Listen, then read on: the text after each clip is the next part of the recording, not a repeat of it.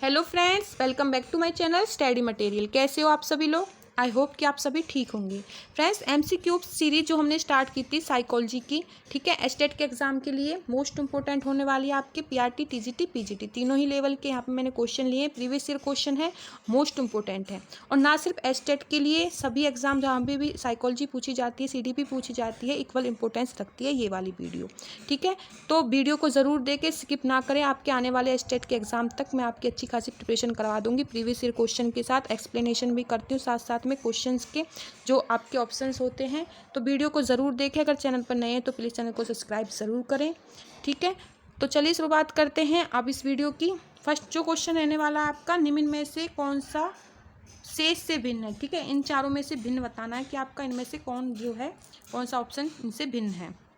First आपका अधिगम के लिए अधिगम का सिद्धांत, समान अवयवों का सिद्धांत। थर्ड है आपका ड्राइव रिडक्शन का सिद्धांत, सामान्यीकरण का सिद्धांत। देखिए ड्राइव रिडक्शन का सिद्धांत, ठीक है, ये जो है आपका भिन्न हो जाएगा। देखने में भी पता चल रहा है ड्राइव रिडक्शन का सिद्धांत आपका भिन्न हो जाएगा। चलिए नेक्स्ट क्वेश्चन चलते हैं। नेक्स्ट क्वेश्चन है आपका, बुद्धि के द्विकरण का सिद्धांत किसने दिया, ठीक है। तो थॉर्नडाइक ने दिया, स्पीरमैन ने दिया, वर्नर ने दिया, स्टर्न ने दिया। बुद्धि का द्विकारक सिद्धांत, द्विकारक सिद्धांत है ये, द्विकारक सिद्धांत, ठीक है, किसने दिया? ये आपका दिया था स्पीरमैन ने। ये क्वेश्चन जो है मोस्ट इंपॉर्टेंट क्वेश्चन है आपके रीट के एग्जाम में, जो अभी जुलाई में हुआ था, कंडक्ट हुआ था, वहाँ पे भी पूछा गया। स्पीरमैन ने दिया था बुद्धि का द्विकारक का सिद्धांत। चलिए नेक्स्ट क्वेश्चन चलते हैं। थर्ड आपका, विद्रोह की भावना की प्रवृत्ति निम्न में से किस अवस्था से संबंधित है? विद्रोह की भावना कौन सी अवस्था में होती है? ऑप्शन आपकी पूर्व किशोरावस्था में होती है, बाल्यावस्था में, शेष अवस्था में। शेष अवस्था, ठीक है, शेष अवस्था, मध्य किशोर अवस्था। बताइए आंसर क्या रहेगा? देखिए जो विद्रोह की भावना होती है ना, वो आपकी किशोर अवस्था में होती है। कुछ और पॉइंट्स मैं बता देती हूँ इंपॉर्टेंट किशोर अवस्था से। देखिए जो आपकी जो होती है ना बाल विकास की अवस्थाएं, 4 अवस्थाएं होती हैं, ठीक है। शेष अवस्था, आपकी जन्म से पूर्व की अवस्था, शेष अवस्था, बाल अवस्था और किशोर अवस्था, ये 4 अवस्थाएं होती हैं। और यहाँ से क्वेश्चन एग्जाम में आते ही आते हैं, और एस्टेट के एग्जाम में तो जरूर आते हैं। पीजीटी लेवल पे आपकी किशोर अवस्था से क्वेश्चन पूछ लिया जाता है, और टीजीटी में आपकी बाल अवस्था से, और पीआरटी में आपकी जो है शेष अवस्था से क्वेश्चन पूछ लिया जाता है। इसलिए मोस्ट इंपॉर्टेंट होती हैं ये 4 अवस्थाएं। देखिए मैं आपको यहीं पे एक्सप्लेन कर देती हूँ। जो आपकी किशोर अवस्था होती है, इसे जीवन का कठिन काल कहा जाता है। इसमें जो किशोर होता है उसे लगता है कि उस जीवन में सबसे कठिन काल उसे लगता है, उसके जीवन में उसे लगता है प्रॉब्लम्स हैं, उलझन है, ठीक है। तो ये सारी चीज़ें उसके दिमाग में चलती रहती हैं। जैसे देख लीजिए कोई बच्चा है, कोर्स करता है, जैसे 12th के बाद उसे लगता है कौन सा कोर्स करूँ, कौन सी फील्ड में जाऊँ, कौन से कॉलेज में एडमिशन कराऊँ, क्या करूँ। तो बहुत सारी उलझनें जो हैं उसकी चलती रहती हैं। इसीलिए क्या है, जो किशोर अवस्था को जीवन का कठिन काल, आंधी तूफान उलझन की अवस्था कहा गया है, ठीक है। एक देखिए इसमें विषम लैंगिक आकर्षक, देखिए विषम लैंगिक आकर्षण इस अवस्था में होता है, किशोर अवस्था में। इसमें जो है लड़कियां लड़कों की तरफ अट्रैक्ट करती हैं, और लड़कियां लड़कों की तरफ अट्रैक्ट करती हैं। तो विषम लैंगिक आकर्षण भी इसमें होता है। और जो विषम लैंगिक आकर्षण है ना, इस शेष अवस्था में भी होता है। उसमें कैसे होता है, जो लड़कियां होती हैं अपने पापा की तरफ ज़्यादा अट्रैक्ट करती हैं, मतलब पापा से ज़्यादा प्यार करती हैं, और जो लड़के होते हैं मम्मा की तरफ अट्रैक्ट करती है। तो जो विषम लैंगिक आकर्षण आपका किशोर अवस्था और शेष अवस्था में देखा जाता है, ठीक है। मोस्ट इंपॉर्टेंट है ये वाला पॉइंट। इसके बाद इस अवस्था में स्वर्ण काल या गोल्डन एज कहा जाता है। कौन सी अवस्था को? किशोर अवस्था को। एक और पॉइंट है, इस अवस्था में वीर पूजा मतलब हीरो वर्शिप की भावना होती है। इसमें क्या है, जो किशोर होता है किसी एक व्यक्ति को, एक पर्सन को अपना आइडल मान लेता है। जैसे कि देशभक्ति में अगर उसका इंटरेस्ट होता है तो उसमें उसको भगत सिंह को, ठीक है, अपना आइडल मान लिया, उसकी तरह अपने देश के लिए कुछ करना चाहता है। इसी के साथ कोई जैसे हीरो होता है, उसका फेवरेट हीरो, उसकी कॉपी करता है, नकल करता है, उसकी तरह बनने की कोशिश करता है, एक्टिंग करता है, ठीक है, उसको अपना आइडल मान लेता है। और इस किशोरावस्था में क्या होता है, इसमें जो बच्चा है उसमें अमूर्त चिंतन होता है, ठीक है, अब्स्ट्रैक्ट थिंकिंग वो करने लगते हैं इस अवस्था में। किशोर अवस्था के कुछ जो हैं मेन पॉइंट थे, मैंने आपको बता दिए हैं। इनसे बाहर आपका क्वेश्चन नहीं बनेगा, ठीक है। अच्छे से कीजिए किशोर अवस्था। अब मैं आपको बताती हूँ बाल अवस्था क्या होती है, ठीक है। मोस्ट इंपॉर्टेंट है, बाल अवस्था से क्वेश्चन आते हैं एग्जाम में। देखिए बाल अवस्था का जो टाइम पीरियड होता है 6 से 12। किशोर अवस्था का भी मैं बता देती हूँ, 12-13, कहीं पे 12 होता है, कहीं पे 13 से स्टार्ट होकर आपका 18 वर्ष किशोर अवस्था, ठीक है। और बाल अवस्था 6 से 12 वर्ष तक के बीच का जो टाइम पीरियड होता है आपका बाल अवस्था होता है। यहाँ पे क्या है, इसे तार्किक चिंतन की अवस्था कहा जाता है। आरंभिक स्कूल जो है इस अवस्था में होता है। देखिए स्कूल जो स्टार्ट होता है इसी अवस्था में होता है 6 के बाद। इसी के साथ गंदी अवस्था इसे कहा जाता है। क्यों कहा जाता है? देखो बच्चों कुछ खाने पीने बैठते हैं, ठीक है, अपना मुंह अपने हाथ किस तरह से अपने कपड़ों को गंदा कर लेते हैं, तो इसलिए इसको गंदी अवस्था कहा गया है। ठीक है, स्मार्ट एज कहा गया है, इसमें बच्चा बहुत ही क्यूट लगता है, स्मार्ट लगता है, क्योंकि दाढ़ी मूंछ तो होती नहीं है, इसलिए स्मार्ट एज इसको कहा है। ठीक है, इसके बाद होता है इसमें क्या, खेलों की मतलब खेलों की अवस्था इसे कहा गया, मतलब गेम्स एज। ठीक है, गेम्स स्टेज एज इसको कहा गया है। इसमें क्या है, बच्चे खेल खेलते हैं। ठीक है, खिलौने की आयु आपकी शेष अवस्था होती है और खेलों की आयु होती है आपकी बाल अवस्था। ये चीज़ आपको ध्यान रखना, ये जो पॉइंट्स होता है एग्जाम में, इसकी वजह से बहुत कन्फ्यूजन होती है। तो खेलों की अवस्था और खेल की अवस्था, ठीक है, खिलौनों की और खेल की अवस्था। और जो ये अवस्था होती है बाल अवस्था, इसमें जो है संग्रहण प्रवृत्ति की अवस्था होती है, संग्रहण करने की, जो स्टोरेज करने की चीज़ों को जो प्रवृत्ति होती है इसमें विकसित होती है। इसमें क्या है, बच्चा जैसे कंचे हो गए, कुछ कार्ड्स हो गए, उनको क्या स्टोर करते हैं, चीज़ों को इकट्ठा करते हैं। देखते हैं कि जो इस आयु के जो बच्चे होते हैं 6 से 12 की, बहुत सारे कंचे रखते हैं, कितने सारे कार्ड्स होते हैं एक इस चीज़ के, कलेक्ट करते हैं, चीज़ों को स्टोर करते हैं। तो ऐसी भावना उनमें होती है, संग्रहण करने की प्रवृत्ति होती है इस अवस्था में। मोस्ट इंपॉर्टेंट पॉइंटर एग्जाम में रिपीटेड होता है ये वाला पॉइंट। इसे टोली समूह गैंग की अवस्था कहा जाता है। इसमें जो बच्चे होते हैं, लड़कियाँ लड़कों के साथ खेलती हैं, मतलब लड़के लड़कियों के साथ और लड़के लड़कों के साथ खेलते हैं, तो अपनी समूह अपना गैंग टोली बना के ही खेलते हैं, इसलिए इसको गैंग समूह टोली की अवस्था कहा है। जीवन का अनोखा काल इसको कहा है यूनिक पीरियड। ठीक है, जीवन का यूनिक पीरियड किसको कहा है, अनोखा काल बाल अवस्था को। और गोल्डन एज किसको कहा है, किशोर अवस्था को। इस तरह से एग्जाम में क्वेश्चंस पूछे जाते हैं, तो ध्यान रखना है आपको। ठीक है, अब शेष अवस्था में आपको बता देती हूँ, जो कि मोस्ट इंपॉर्टेंट होती है। जन्म से 5 वर्ष की इसका टाइम पीरियड होता है शेष अवस्था का। इसमें क्या है, क्यूरियोसिटी सबसे ज़्यादा होती है शेष अवस्था में। 0 से 5 वर्ष तक की जो एज होती है उसमें बच्चा जो है इच्छुक होता है चीज़ों को जानने का, क्यूरियोसिटी होती है चीज़ों को जानने की। कोई नई चीज़ आती है तो बच्चे को लगता है मैं देखूँ सबसे पहले क्या है। ठीक है, तो इच्छुक होता है, हर चीज़ में जिज्ञासा उसमें होती है इस अवस्था में। आत्म प्रेम की भावना होती है, सेल्फ लव होता है, मतलब फीलिंग ऑफ सेल्फ लव, खुद से ही प्रेम करता है जो चीज़ उसे पसंद है। सामने वाले की भी सोचता है कि इसको भी यही चीज़ पसंद होगी, इससे उसे कोई चॉकलेट पसंद है तो वो सोचेगा सामने वाले को भी यही चॉकलेट पसंद होगी। तो इसलिए आत्म प्रेम की भावना जो है इस अवस्था में होती है। ठीक है, खिलौने की आयु मैंने आपको बता दिया था, खेलों की आयु आपकी बाल अवस्था, खिलौने की आयु आपकी शेष अवस्था। इसमें बच्चा क्या है, अनुकरण द्वारा सीखता है। देखिए अपने माता पिता की घर में एनवायरनमेंट में वो क्या है, कॉपी करके नकल करके सीख जाता है चीज़ों को। ठीक है, तो इसको क्या कहा गया, अनुकरण। ठीक है, अनुकरण नकल की अवस्था कहा गया। इसे अतार्किक चिंतन की अवस्था का। तार्किक चिंतन मतलब कोई चीज़ जब तक उसके सामने है, जब तक क्या है वो चीज़ों को देख पा रहा है, समझ पा रहा है, जैसी चीज़ उसके सामने से हटा दी गई तो वो भूल गए, इसलिए इसको अतार्किक चिंतन की अवस्था कहा जा सकता है। आई होप कि आपको अच्छे से कवर हो गया होगा। आपका 1-2 नंबर का क्वेश्चन यहाँ से हमेशा के लिए पक्का हो जाएगा। ठीक है, पूर्व किशोर अवस्था स्टार्टिंग से ही पूछ लिया जाएगा आपका। पूर्व किशोर अवस्था से अगर इस तरह से घुमा के पूछा जाए तो आप बता देना इसमें क्या है, अमूर्त चिंतन स्टार्ट हो जाता है। अगर पूछे किशोर अवस्था तो अमूर्त चिंतन करते हैं, और पूर्व किशोर अवस्था में स्टार्ट हो जाता है। इस तरह से आप आंसर दे सकते हैं। चलिए नेक्स्ट क्वेश्चन चलते हैं। पियाजे मुख्य रूप से किस के अध्ययन के लिए जाने जाते हैं? भाषा विकास के अध्ययन के लिए, सामाजिक विकास के, संगठनात्मक विकास के, यौन विकास के। बताइए आंसर क्या रहेगा इसका? जो आंसर रहेगा आपका संगठनात्मक विकास। ठीक है, जीन पियाजे ने दिया था, कौन सा सिद्धांत दिया था, संगठनात्मक विकास का सिद्धांत इन्होंने दिया था। मोस्ट इंपॉर्टेंट है, आपको ध्यान रखना है। ठीक है, इसी के साथ इन्होंने नैतिक विकास का सिद्धांत भी दिया था, पर नैतिक विकास से ज़्यादा जो ये फेमस हुए संगठनात्मक विकास से हुई, इसलिए मोस्ट इंपॉर्टेंट है जीन पियाजे का संगठनात्मक विकास का सिद्धांत। एग्जाम में क्वेश्चन आता ही आता है इस वाले से। यहाँ इसकी भी मैंने एक वीडियो बना रखी है, आप जाके देख सकते हैं, प्लेलिस्ट चेक कर सकते हैं, जीन पियाजे। चलिए नेक्स्ट क्वेश्चन चलते हैं। Albert Bandura. अल्बर्ट बंडूरा समझिए क्या होता है। इनके ऑप्शन है, अल्बर्ट बंडूरा निम्न में से किस सिद्धांत से संबंधित है? फर्स्ट है आपका सामाजिक अधिगम सिद्धांत, विकास का संगठनात्मक, व्यवहारात्मक, विकास का मनोसामाजिक सिद्धांत। बताइए इसका जो आंसर होगा आपका, अल्बर्ट बंडूरा निम्न में से किस सिद्धांत से संबंधित है? तो इसका आंसर है सामाजिक अधिगम सिद्धांत। अल्बर्ट बंडूरा ने दिया था सामाजिक अधिगम का सिद्धांत। इसमें कहा था कि जो बच्चा होता है, ठीक है, अनुकरण द्वारा, मॉडलिंग द्वारा, नकल के द्वारा चीज़ों को सीख जाता है अपने एनवायरनमेंट में कॉपी करके। इन्होंने ये चीज़ बताई थी और इन्होंने दिया था सामाजिक अधिगम सिद्धांत। समाज में अनुकरण द्वारा, नकल करके, मॉडलिंग करके बच्चा जो है सीख जाता है। ठीक है, चलिए नेक्स्ट क्वेश्चन चलते हैं।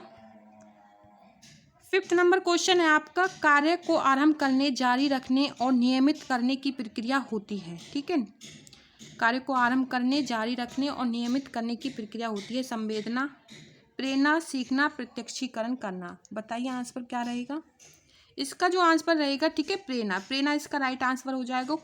अगर कार्य को आरंभ किया है और उसे जारी और कंटिन्यू अगर वो रखता है तो प्रेरित होगा, वो अंदर से मोटिवेट होगा। अंदर से जब मोटिवेट होगा, जैसे आपने पढ़ना स्टार्ट किया, अगर आप अंदर से मोटिवेट हो, किसी चीज़ को पाना चाहते हो कि इस बार आपको स्टेट का एग्जाम क्रैक ही करना है, ठीक है, तो आज भी पढ़ोगे ये वीडियो, आज भी देखोगे और कल भी देखोगे और आगे भी देखोगे, ठीक है। अपना जो है सिलेबस अच्छे से कवर करोगे क्योंकि आप अंदर से मोटिवेट है, आपको अपना लक्ष्य जो है पाना ही पाना है। तो प्रेरणा, मोटिवेशन जरूरी होता है किसी भी कार्य को आरंभ रखने को, जारी रखने के लिए, ठीक है, नियमित तौर पे।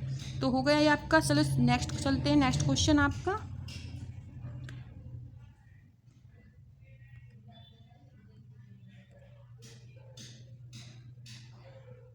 6 नंबर क्वेश्चन है आपका। यहाँ पे सीखी हुई बात को स्मरण रखने या पूर्ण सिमरन रखने की असफलता को क्या कहते हैं? सीखी हुई बात को स्मरण रखने या पूर्ण स्मरण रखने, ठीक है, स्मरण रखने की असफलता को क्या कहते हैं? बताइए आंसर क्या रहेगा। कल्पना कहते हैं, ध्यान, स्मृति, विस्मृति। बताइए आंसर क्या रहेगा। इसका जो आंसर रहेगा 4th रहेगा, विस्मृति, ठीक है। सीखी हुई बात को स्मरण रखने और पूर्ण स्मरण रखने की जो असफलता है, मतलब उसने कोई चीज़ सीखी है और आगे भी वो चीज़ उसे याद रखे, उसमें क्या है, असफल है, तो उसको क्या कहेंगे, विस्मृति। अगर उसे याद है वो चीज़ तो उसको स्मृति कहेंगे, ठीक है। इस तरह से चीज़ को सीख रहा है और उसको पूर्ण सिमरन रखने की में वो असफल है। आज जो चीज़ आपने सीखी है कल वो आपको याद ना रहे, उसमें क्या आप असफल हो, ठीक है, आपको कल दोबारा पढ़नी पड़ेगी और परसों फिर आप भूल जाएंगे, तो क्या होती है, विस्मृति होती है, चीज़ों को भूल जाना, ठीक है। और स्मृति, अगर चीज़ें याद हैं, आज जो चीज़ याद है और कल भी याद रहे और एग्जाम तक आप याद रख पाओ चीज़ों को कंटिन्यू, तो आपकी स्मृति हो जाती है। चलिए नेक्स्ट क्वेश्चन है आपका 7th नंबर क्वेश्चन है आपका। वह मापनी जिसमें अंतराल मापनी के समस्त गुणों के साथ परम शून्य भी हो कहलाती है। क्या कहलाती है बताइए, एक बार है ये, ठीक है। जिसमें वह मापनी जिसमें अंतराल मापनी के समस्त गुणों के साथ परम शून्य भी कहलाती है। तो फर्स्ट ऑप्शन हो जाएगा आपका नामित मापनी, अंतरात्मक मापनी, क्रम सूचक मापनी, अनुपात मापनी। बताइए आंसर क्या रहेगा। देखिए इसका जो आंसर रहेगा 4th नंबर, ठीक है। अनुपात मापनी होती है वह मापनी जिसमें अंतराल मापनी के समस्त गुणों को परम शून्य कहलाती है, तो वो आपकी अनुपात मापनी हो जाती है। चलिए नेक्स्ट चलते हैं। 8 नंबर क्वेश्चन आपका। विकास की किस अवस्था को कॉल तथा ब्रुस ने संवेगात्मक विकास का अनोखा काल कहा था, ठीक है। डेफिनेशन से क्वेश्चन आते हैं स्टेट के एग्जाम में और नहीं वाले क्वेश्चन आते हैं, नहीं है, नहीं पूछा है, हाँ, ये चीज़ आपको ध्यान में रख कर आंसर देना है। और जो है सिद्धांत पूछे जाते हैं, कौन से मनोवैज्ञानिक का कौन सा सिद्धांत है, ये सारी चीज़ें, ठीक है। तो यहाँ पे पूछा गया है विकास की किस अवस्था को कॉल तथा ब्रुस ने संवेगात्मक विकास का अनोखा काल कहा है। तो बताइए आंसर क्या रहेगा। फर्स्ट ऑप्शन है आपका बालावस्था, किशोरावस्था, शैशवावस्था, प्रौढ़ावस्था। इसका जो आंसर हो जाएगा आपका बाल अवस्था, ठीक है। विकास की जो अवस्था है इसको बाल अवस्था कहा गया है। किसने कहा था, कॉल तथा ब्रुस ने, ठीक है। मोस्ट इंपोर्टेंट है ये वाला क्वेश्चन। चलिए नेक्स्ट क्वेश्चन चलते हैं। 9th नंबर क्वेश्चन 9th है आपका। बच्चे की वृद्धि मुख्यतः संबंधित है आपकी सामाजिक विकास से, नैतिक विकास से, शारीरिक विकास से, भावात्मक विकास से। जो बच्चे की वृद्धि है, जो वृद्धि हो रही है, वृद्धि विकास जो बच्चे का होता है, उसमें जो वृद्धि होती है वो किससे संबंधित होती है, सामाजिक से, मतलब नैतिक विकास होता है, शारीरिक, भावात्मक। बताइए आंसर क्या रहेगा।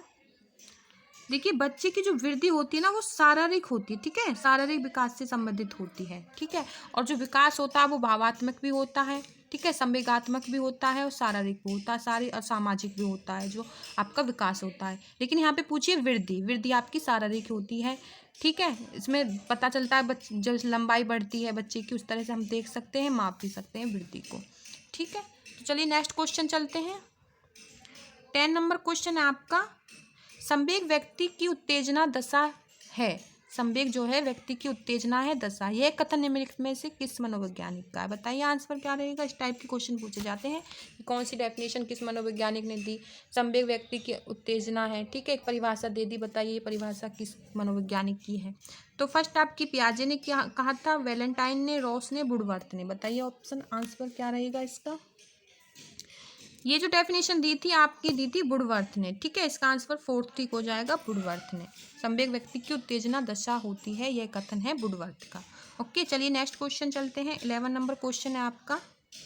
माँ बाप के साए से बाहर निकल अपने साथ ही बालकों की संगत को पसंद करना संबंधित है। माँ बाप के साए से बाहर निकल अपने साथी बालकों की संगत को पसंद करना। अब माँ बाप के साए से वो मतलब माँ बाप के पास रहना पसंद नहीं करते, अपने साथी जो उसके फ्रेंड्स होते हैं उनके साथ रहना पसंद कर रहे हैं। तो ये यहाँ पे बतानी है आपको कौन सी अवस्था से संबंधित होगा। किशोर अवस्था होती है, उत्तर बाल अवस्था, पूर्व अवस्था, शेष अवस्था। शेष अवस्था यहाँ पे गलत लिखा हुआ है, ये टाइपिंग करने वाले भैया को पता नहीं था शेष अवस्था कैसे लिखते हैं। ठीक है, तो बताइए आंसर क्या रहेगा इसका। इसका जो आंसर रहेगा आपका उत्तर बाल अवस्था। ठीक है, राइट आंसर रहेगा। इसमें जो है उत्तर बाल अवस्था में बच्चे माँ बाप के साथ रहना पसंद नहीं करते, घर में अपने घर से बाहर अपने फ्रेंड सर्कल में रहना उनको ज़्यादा अच्छा लगता है। ठीक है, नेक्स्ट क्वेश्चन चलते हैं। 12 नंबर क्वेश्चन। 12 नंबर क्वेश्चन है यहाँ पे आपका, निम्न में से कौन सी अधिगम की एक विशेषता नहीं है। फर्स्ट ऑप्शन है आपका, अधिगम का अवलोकन प्रत्यक्ष रूप से किया जाता है। अधिगम व्यवहार में अपेक्षाकृत स्थायी परिवर्तन है। अधिगम प्राणी की अभिवृद्धि है। अधिगम एक लक्ष्य उन्मुख प्रक्रिया है। बताइए आंसर क्या रहेगा इसका।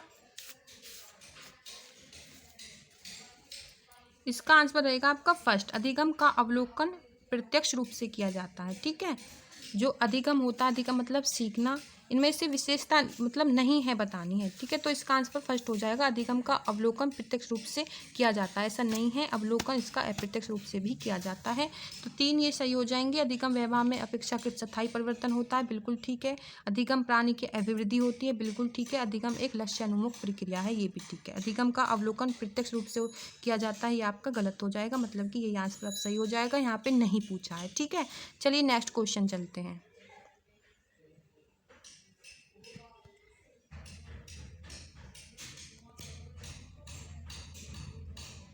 30 नंबर क्वेश्चन है आपका यहाँ पे, सीखने की विधि जब सीखने की प्रक्रिया में कोई उन्नति नहीं कहलाती है तो आपका क्या कहलाता है।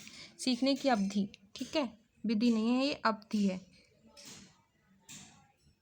अवधि,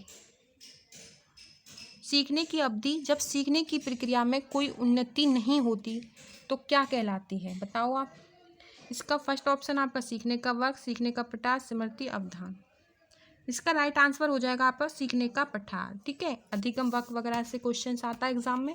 ठीक है, तो सीखने का पठार होता है आपका सीखने की विधि अवधि जब सीखने की प्रक्रिया में कोई उन्नति ना दे तो वो आपका अधिगम का क्या है, सीखने का पठार। ठीक है, चलिए नेक्स्ट क्वेश्चन 40 नंबर क्वेश्चन देखिए। 40 नंबर क्वेश्चन आपका, सामान्य संयुक्त कोशिकाओं में गुणसूत्रों के जोड़े होते हैं। गुणसूत्र बताने हैं सामान्य संयुक्त कोशिकाओं में। देखिए 23 जोड़े होते हैं, टोटल होते हैं 46। जब इनके जोड़े बनेंगे तो 23 के 46 हो जाते हैं। ठीक है, तो 23 इसका राइट आंसर होगा। गुणसूत्र 46 होते हैं, 23 इसके जोड़े होते हैं। ओके, चलिए नेक्स्ट क्वेश्चन चलते हैं। लास्ट क्वेश्चन आपका 15, संगनात्मक संप्राप्ति का न्यूनतम स्तर है। संप्राप्ति का न्यूनतम स्तर है, बताइए। ज्ञान है, बोध है, अनुप्रयोग है या फिर विश्लेषण है। राइट आंसर बताइए क्या रहेगा इसका। संज्ञानात्मक संप्राप्ति का न्यूनतम स्तर, ज्ञान है, बोध है, अनुप्रयोग है, विश्लेषण है। इसका राइट जो आंसर रहेगा आपका ज्ञान, ज्ञान इसका राइट आंसर रहेगा।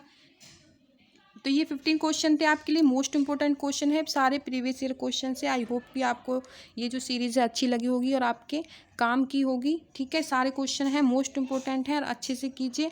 नेक्स्ट वीडियो में नेक्स्ट सीरीज़ के साथ मिलते हैं। देखिए ये 15 क्वेश्चन थे। ठीक है, सारे प्रीवियस ईयर क्वेश्चन यहाँ पे इंक्लूड किए थे, ऐसा नहीं था कि यहीं से भी क्वेश्चन उठा लिए हैं, जिससे कि आपकी अच्छी खासी प्रिपरेशन हो जाए। देखिए जब आप प्रीवियस ईयर क्वेश्चन सॉल्व करोगे तो आपको एग्जाम का लेवल पता चलेगा, किस टाइप के क्वेश्चंस पूछे जाते हैं। अगर आप इनको सॉल्व कर पाते हैं तो समझिए आपकी जो प्रिपरेशन है अच्छी चल रही है। कुछ यहाँ पर मैंने एक्सप्लेनेशन भी करने की कोशिश की है, ठीक है, कंसेप्ट भी समझाने की कोशिश की है, और आप अच्छे से कंसेप्ट अपना क्लियर करें और प्रीवियस ईयर क्वेश्चंस लगाएं। ठीक है, तो मोस्ट इम्पोर्टेंट होता है आपका प्रैक्टिस करना क्वेश्चंस की। मिलते हैं नेक्स्ट वीडियो में नेक्स्ट क्वेश्चंस के साथ। Thank you friends.